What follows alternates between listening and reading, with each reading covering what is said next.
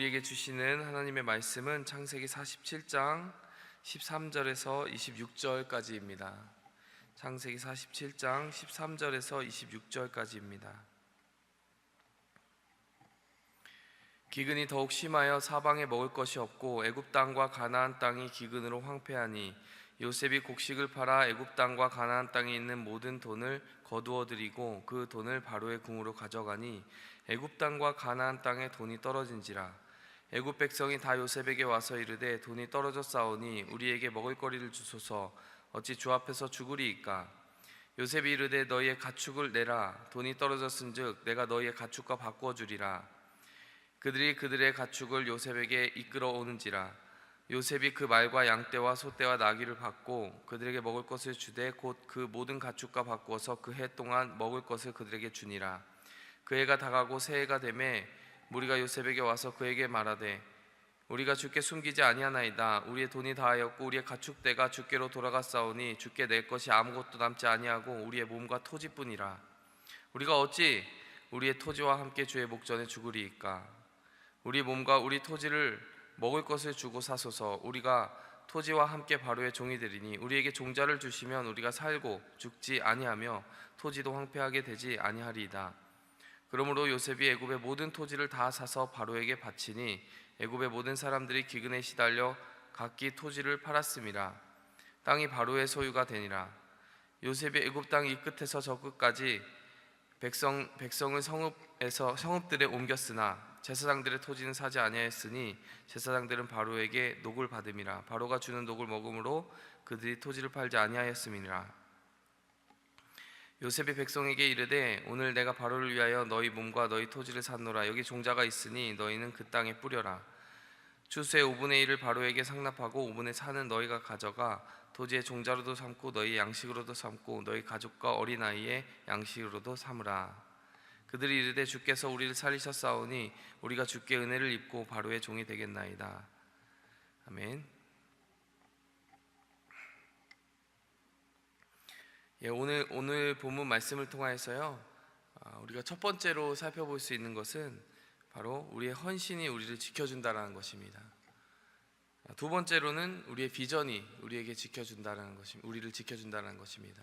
우리 헌신과 비전이라고 하는 것을 오늘 이 본문 말씀에서 신앙의 모형으로서 그려내고 있는데요, 우리가 그것을 한번 살펴보도록 하겠습니다. 요셉과 이집트의 백성들이 가지고 있는 그 관계 속에서 그것들을 좀 읽어낼 수가 있습니다. 첫 번째로 보면요, 헌신이라는 그런 주제를 좀 살펴볼 수가 있어요. 오늘 이 본문 말씀 자체만 보면 요셉이 참 가혹해 보입니다. 아주 간단하게 자세히 보지 않고 흘겨보면 그렇습니다. 어떻게 지금 이야기가 진행되고 있습니까? 이제 가뭄이 들어서 곡식이 없으니까 돈으로 그 곡식을 사려고 했는데 돈을 다 써도 이제 더 이상 살 수 있는 양식이 양식은 있지만 이제 더 이상 그 양식을 살 수 있는 돈이 없어지는 상황이 되어버렸습니다. 그러니까 가게에 돈이 싹 없어져 버린 것이죠. 이제 돈이 다 떨어지고 나니까 그 다음 이집트 사람들이 어떻게 하냐면 가축을 바쳐서 그것을 가지고 곡식을 사게 됩니다. 요셉이 그것을 제안했죠. 돈이 없다고 하니까 가축을 줘라. 그러면 내가 곡식을 주겠다.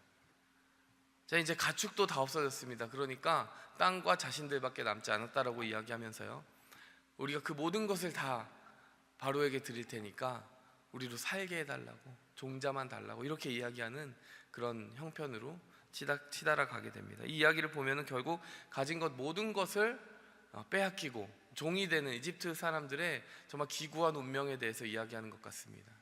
그리고 요셉은 그 기구한 이야기들을 만들어내는 어떤 착취의 정점에 있는 것 같은 거예요. 근데 이 이야기들을 그렇게만 보면 안 될 것 같다라는 생각이 좀 자세히 이야기를 살피면서 눈에 들어오게 되었습니다. 어떤 부분이 있었느냐? 16절에 보니까요, 요셉이 너희의 가축을 내라. 돈이 떨어졌은즉 내가 너희의 가축과 바꿔주리라. 이렇게 이야기를 합니다. 그러면서요, 17절에 보니까요, 그 가축과 바꾸어서 그 해 동안 먹을 것을 그들에게 주니라. 이렇게 이야기가 나와 있습니다. 목축을 경시하는 나라라고 했습니다. 그리고 지금까지 계속해서 경제 체제가 농경사회의 중심으로 흘러갔어요. 그랬던 나라이기 때문에 이 가계에 가축이 많아봐야 얼마나 많았겠습니까? 유목민족으로 살아온 어떤 이스라엘 사람들만큼 많지 않았을 거예요. 그냥 외양간에 몇 마리 정도 두고 사는 것이 보통이었을 겁니다. 뭐 10마리 미만이었다라고 생각을 해보면 그 얼마 되지 않은 가축을 지금 요셉에게 가져갔는데 요셉이 그의 반대급부로 준 곡식이 얼마였습니까? 그해 모든 가족들이 먹을 수 있는 양식을 주었다는 거죠. 뭐 지금처럼 핵가족 시대도 아니었을 거예요. 농경민족으로서 살아갈 때 지금처럼 뭐 트랙터나 기계화된 농경 기술이 있는 것도 아니고 그렇기 때문에 굉장히 거대한 가족의 규모를 이끌고 살아야 되는 사람들이었을 거란 말이죠. 가족의 숫자도 많았을 거예요. 근데 그들이 1년 동안 생존하고 먹을 양식이라고 한다는 것은 굉장히 큰 양식이죠. 그들이 바치고 가져갔을 만한 가축의 어떤 예상되는 양에 비하면 1년 동안 먹을 양식을 그에 대하여 주었다는 것은 굉장히 너그러운 일이었다는 겁니다. 거기에서 그치지 않습니다. 그 가축을 다 팔고 1년을 살고 나서도 이제 생존하기가 참 깜깜해진 상황에서 요셉이 어떻게 합니까? 그들이 먼저 사실 제안을 했죠. 땅과 우리를 받으소서. 그리고 받아서 어떻게 합니까? 이제 살게 해주는 거예요. 종자를 주는 겁니다. 근데 종자를 주고 나서 텍세이션을 어떻게 매기느냐? 5분의 1만 가져와라. 5분의 4는 너희가 써라. 이렇게 이야기하는 겁니다. 이것을 간단히 요약하면요, 그 전에 있었던 텍세이션과 다를 바가 없다라는 거예요. 물론 그때가 풍년의 때였기 때문에 지금 흉년의 때에 또 동일한 세율을 유지하는 게 조금 가혹하지 않냐, 뭐 이런 생각을 할 수도 있습니다. 하지만요, 지금 일단 종자를 뿌리고 농사를 지을 수 있는 상황이 되었다라는 것을 이 본문 말씀에서 읽어낸다면 어떻게 보면 흉년이 지금 끝나가고 있는 걸 수도 있어요. 그렇기 때문에 5분의 1의 텍세이션, 그러니까 세율을 그대로 유지하면서 갑과 을의 관계를 조금 더 활용한다면 더 많이 받을 수도 있잖아요. 근데 그렇게 조이지 않더라는 거예요. 받을 만큼 받고 나머지 다 쓰라는 것입니다. 우리의 몸을 바친다라고 얘기했어요. 그 부분도 좀 생각해 봤으면 좋겠습니다. 노예로 산다는 거 얼마나 비참합니까? 우리 머릿속에 그려지는 이미지가 무엇입니까? 모든 인간으로서의 존엄성을 잃고 자유를 잃고 속박되는 것, 뭐 그런 이미지를 상상합니다. 미국에서 노예제도는 굉장히 끔찍한 이미지였어요. 인간 취급을 받지 못했습니다. 그래서 건장한 흑인이 있으면 그 남자 흑인을 여러 여성 흑인들, 노예들과 성관계를 맺게 하고 거의 동물처럼요, 가족을 이루며 사는 것을 해체하는 그런 일들이 이루어졌습니다. 그렇게 하는 목적이 가족을 해체하는 것, 두 번째는 그 건장한 유전자가 계속되어서 거기서 나오는 자녀들도 어차피 다 노예이기 때문에 노예로 부려먹기 위해서, 건강한 노예들을 얻기 위해서, 그런 식의 끔찍한 인권 유린이 이 미국의 노예제도 가운데, 그 역사상의 노예제도 가운데 있었다라는 것이죠. 그런데 지금 우리가 이집트의 지금 이 이야기 속에 기록되어 있는 노예제도에 대해서 여러분 보실 때 그렇게 생각하지 않아도 될 것 같아요. 왜냐하면 이들이 자신을 바친다라고 했지만요, 실제 그들이 가족을 구성하며 살 수 있도록 요셉이 그렇게 이야기를 했습니다. 5분의 4에 너희가 얻는 수확의 5분의 4는 너희 가족들이 먹고 써라라고 얘기를 했습니다. 그러니까 가족을 구성할 수 있는 거죠. 또 어떤 의미로는 그 토지 가운데 살 수 있는 거주의 자유도 있었던 것입니다. 그리고 사유재산이 있는 것 아닙니까? 너희의 것이다, 너희의 몫이다 라고 하는 것이 있었다는 거잖아요. 그러니까 지금 우리가 이 요셉 이야기를 자세히 살피지 않고 그냥 흘겨 지나가면서 단어 몇 개만을, 이 개념과 컨셉 몇 개만을 가지고 이 그림을 그렸다가는 요셉의 정책에 대해서 상당히 오해할 가능성이 크다라는 것이죠. 상당히 뜯어보면 뜯어볼수록 너그러운 측면이 있다라고 하는 것을 우리가 볼 수 있는 것입니다. 여러분, 이 부분을 이렇게 두고 보면서 저는 신앙생활을 어떻게 보면 지금 여기서 나타나는 그림과 함께 비추어보는 묵상을 좀 해보았어요.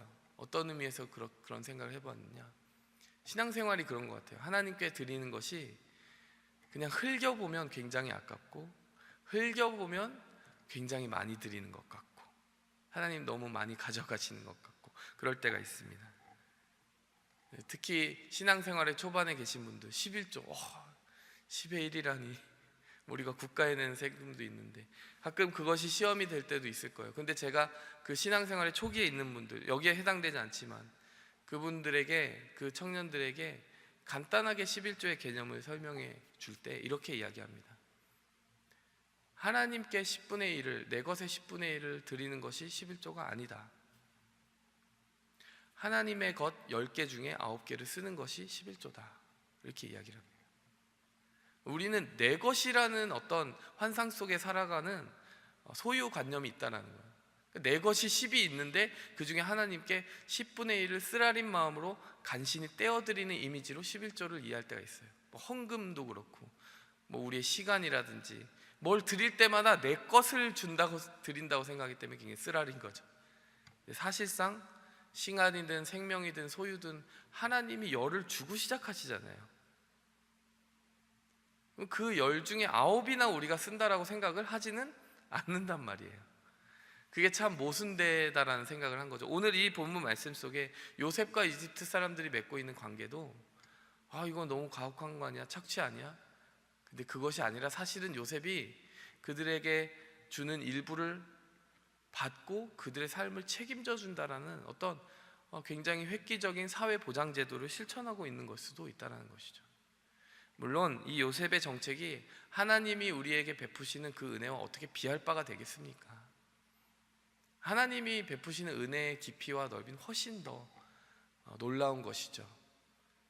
여러분, 그런데 원리는 우리가 유념하고 가야 된다는 것입니다. 하나님이 우리에게 10의 1을 받으시든 7날 중에 하루를 우리에게 하나님께 온전히 예배하는 날로 바치라고 하시든 그것은 하나님께서 우리에게 무언가를 가져가시는 데 포인트가 있는 것이 아니라 우리가 그만큼 우리의 모든 것을 하나님으로부터 받고 있다는 것을 잊지 않고, 그래서 우리가 하나님께 받고 있는 그것을 하나님께 감사하며 온전히 하나님께 의존하는 삶을 이어가라라는 메시지가 담겨 있다. 이것을 우리가 기억해야 된다는 것입니다. 여러분, 달리 말하면 아까 처음에 말했듯이 헌신이 우리를 지켜주는 것입니다. 헌신이 우리를 빼앗아 가시는 하나님을 나타내는 것이 아니라 우리를 책임져 주시는 하나님을 우리의 삶에 초대하는 행위라는 것이죠. 여러분, 그것을 신뢰할 수 있을 때 하나님께 감사하며 나아갈 수 있게 될 것입니다. 우리와 하나님과의 관계는 거래가 아닙니다. 우리가 무언가를 주고 무언가를 받는 게 아니라 하나님은 전적으로 우리를 책임져 주십니다. 다만 그 책임져 주시는 분이 주님이신 것을 잊지 않게 하시려고 받지 않아도 되는 일부를 우리에게 구하시는 겁니다. 두 번째로요, 비전이 우리를 지켜줍니다. 23절과 24절 말씀을 보시기 바랍니다. 요셉이 이제 마지막에 이렇게 이야기합니다. 너희 몸과 토지를 샀노라. 여기 종자가 있으니 너희는 그 땅에 뿌려라 라고 이야기합니다. 이제 마지막 조치가 취해진 거예요. 가지고 있던 것들에 이제 곡식을 주면서 종자로 쓰라고 이야기를 합니다. 근데 그 전에 이미 이 백성들이 모든 것을 다 잃고 나서 토지와 우리의 몸을 드리오니 종자를 달라고 구하는 그 장면이 나옵니다.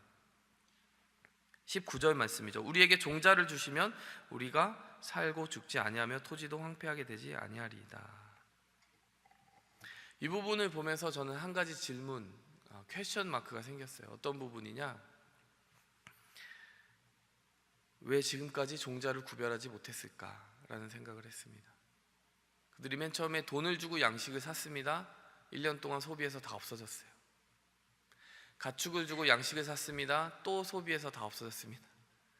이제 몸과 토지를 팔았습니다. 그제서야 종자를 확보할 생각을 하게 됩니다. 종자를 주시면 이제 심고 이제 농경을 시작하겠다라고 이야기를 하는 겁니다. 물론 가뭄과 기근이 너무 심해서 농사를 지을 엄두도 내지 못하고 그냥 있는 곡식을 먹어서 생존하는 것에만 정말 급급할 수밖에 없는 그런 시간이었다라고도 이야기할 수 있을 것입니다. 근데 그래도요, 요셉의 정책의 포인트를 안다면 그 사람들이 그냥 그렇게 손 놓고 기다리지만 않았을 것 같아요. 왜냐? 요셉이 분명히 파라오에게 뭐라고 했습니까? 7년 풍년이 있으면 7년의 흉년이 찾아오게 된다. 그러니까 이 정책의 포인트를 그들도 들었다면, 이집트의 백성들도 들었다면 언제 흉년이 끝나갈 것인가, 언제 다시 심고 거둘 수 있게 될 것인가에 대한 어떤 시간 감각이 있었을 거라는 거예요. 아무리 급해도 그 중에 일부를 종자로 남겨두었다면 그들이 요셉에게 손 벌리지 않고서도 얼마든지 종자로 뿌릴 수 있는 양식을 확보할 수 있었다는 것이죠. 양식이 아니라 종자만이라도 확보했다면 그들이 모든 것을 다 바치지 않아도 되지 않았을까, 이런 생각을 하게 됩니다. 근데 그동안 그들은 종자도 남겨두지 않고 모든 것을 먹어치웠다라는 거예요. 달리 말하면 요셉은 그렇게 극심한 가뭄 속에서도 종자를 관리했습니다. 모든 것을 먹어치우라고 얘기하지 않고 이제 심을 것을 남겨두었다가 이제 다시 흉년의 때가 저물어가는 그때, 이제부터 심으면 되겠다라는 생각과 컨셉을 가지고 있었다는 거예요. 비전을 가지고 있었다는 것입니다. 이것이 요셉과 이집트 백성들이 살아가는 방식의 차이였다는 거예요. 요셉은 그 다음을 보고 있었다는 것이죠. 이제 흉년이 끝나가는 그 다음을 보고 있었다는 것이죠. 여러분, 이것을 보면서요, 제가 교회에 대해서 생각해 보게 되었습니다. 우리가 교회를 church planting이라고 얘기를 하잖아요. 어떤 믿음의 공동체를 세우고 심는 것이 굉장히 어려운 일입니다. 그리고 때로는 기근이 찾아오기도 합니다. 그럴 때 우리는 어떤 마음으로 교회를 지켜야 될까, 이런 생각을 해보게 됩니다. 그래서 교회에 얼마나 숱한 위기들이 역사상 많이 있었습니까? 교회가 이제 생기자마자 거의 3세기 동안은 초대교회는 거의 박해 폭풍 속에서 겨우겨우 생존했다라고 보는 것이 옳을 거예요. 근데 여러분, 그들은요 절대로 그들의 교회를 그 세대만 생각하면서 지키지 않았다라는 거예요. 이 교회를 잘 지켜서 다음 세대에 넘겨주어야 된다라고 생각했기 때문에, 이 복음이 다음 세대에 계속 이어질 것이라고 생각했기 때문에 그 교회를 지킬 수가 있었습니다. 그리고 그 교회의 다음 세대를 위하여 심을 수가 있었다는 거예요.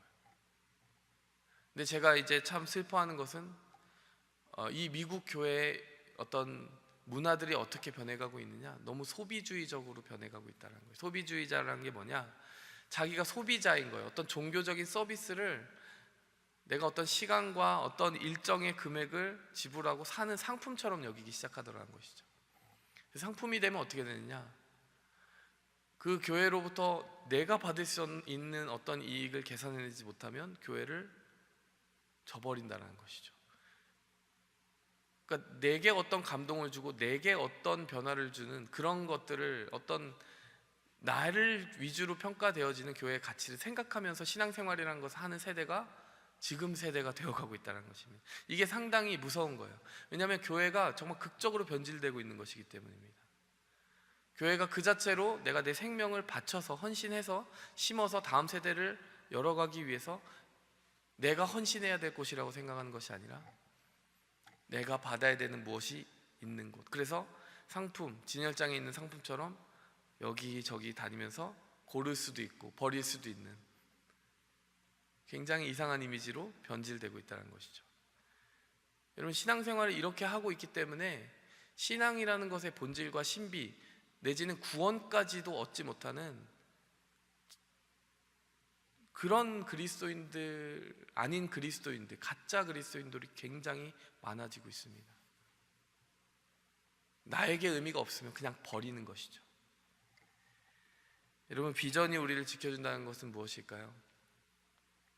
여러분, 교회는 소비하는 곳이 아니라는 거예요. 그냥 한 해 받을 양식을 받아서 다 먹어치워버리는 이집트 백성처럼 사는 것이 아니라 교회는요, 종자를 남겨두는 곳입니다. 그것은 나를 위하여 신앙생활을 하는 것이 아니라 나 다음에 찾아올 미래 세대를 위하여 복음을 남겨두는 것, 그 세대를 위하여 복음을 전하는 것, 사명을 전하는 것에 힘쓰는 것이 바로 교회의 본질이고 신앙인의 본질이라는 것입니다. 그런 신앙인이 많았기 때문에요, 극심한 박해 속에서도 초대교회는 살아남았어요. 그런데 지금 현대교회는 이렇게 많은 풍요 속에서도요, 자그마한 서운한 일이 있으면 신앙생활에 그냥 픽픽 고꾸라집니다. 전화 몇 번 안 해줬다고, 뭐 이렇게 뭐 연락 좀 안 해줬, 뭐 아주 주관적으로 느껴지는 어떤 서운함 때문에 픽픽 쓰러지는 것이죠. 순교의 위험을 무릅쓰고 신앙생활을 했던 것에 비하면 얼마나 이게 그 천지 차이가 된 것인지 몰라요. 이게 요셉과 이집트 백성의 차이입니다. 비전이 없는, 소비해버리는 나만을 위한 신앙생활과 비전을 가지고 내가 헌신하고 심겠다, 일구겠다, 수고하겠다, 그리고 추수하겠다. 하나님은 우리에게 내가 농사 다 지을 테니까 너 먹기만 해라 라고 부르지 않으셨어요. 너희가 심고 너희가 거두어라. 여러분, 우리가 얼마나 전도자가 되느냐, 얼마나 다음 세대를 위하여 심느냐, 그것을 보고 교회의 건강함을 생각할 수 있다는 것입니다. 우리가 그렇기 때문에요, 정말 함께 그 부분에 있어서 내가 얼마나 건강한 신앙인인지를 되짚어보면서 기도했으면 좋겠어요. 그리고 얼마나 전도하고 있느냐, 얼마나 헌신하고 있느냐, 얼마나 심고 있느냐, 이러한 비전이 우리를 지켜줄 줄 믿습니다. 이것들을 기억하시면서 함께 기도하겠습니다. 하나님 아버지, 감사합니다. 오늘 우리를 책임져 주시는 주님의 거룩한 손 앞에 우리의 삶을 온전히 헌신합니다. 주님께서 우리를 책임져 주시는 그것을 늘 바라보며 감사할 수 있게 도와주시옵소서. 하나님 아버지, 우리가 비전 없는 소비자의 모습으로 이기적인 신앙생활 하지 않게 도와주시옵소서. 하나님 아버지, 다음 세대를 기억하며 묵시가 없는 백성을 망한다, 하나님 다음 세대의 묵시를 구하는 거룩한 신앙생활 하게 도와주시옵소서. 예수님의 이름으로 감사하며 기도하였습니다. 하늘에 계신 우리 아버지여, 이름이 거룩히 여김을 받으시오며 나라의 임하옵시며 뜻이 하늘에서 이룬 것 같이 땅에서도 이루어지이다. 오늘날 우리에게 일용할 양식을 주옵시고 우리가 우리에게 죄 지은 자를 사하여 준 것 같이 우리 죄를 사하여 주옵시고 우리를 시험에 들게 하지 마옵시고 다만 악에서 구하옵소서. 대개 나라와 권세와 영광이 아버지께 영원히 있사옵나이다. 아멘. 내 영 기뻐 노래합니다. 이 소망